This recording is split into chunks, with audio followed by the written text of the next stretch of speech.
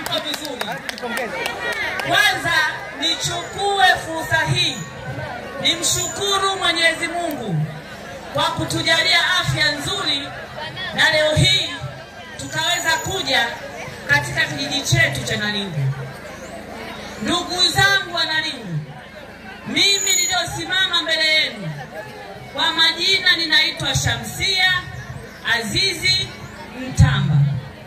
Ni mbunge mstaafu, lakini mwenyekiti wangu wa chama anapenda kuniambia nisiseme mbunge mstaafu, niseme mbunge niliokuwa likizo.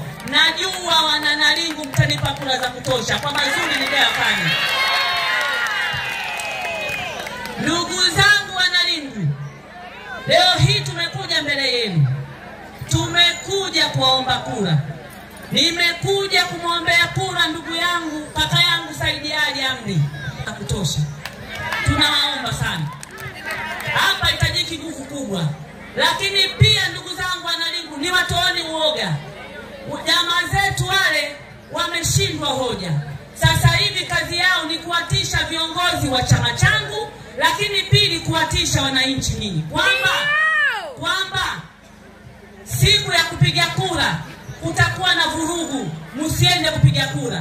Na siku ya kupiga kura kutakuwa na machafuko kwa kila kata kuhakikisha wanaondoka na masanduku yetu ya kura. Sasa nawaambia, nchi ya Tanzania ni nchi ya amani. Vyama vya siasa vipo kwa mujibu wa sheria. Ninawaomba msiogope.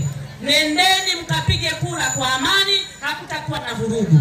Nawaomba ndugu zangu, msitishwe na msiogope. Vyombo vya ulinzi na usalama, polisi wapo, watasimamia amani yetu, haki itatendeka.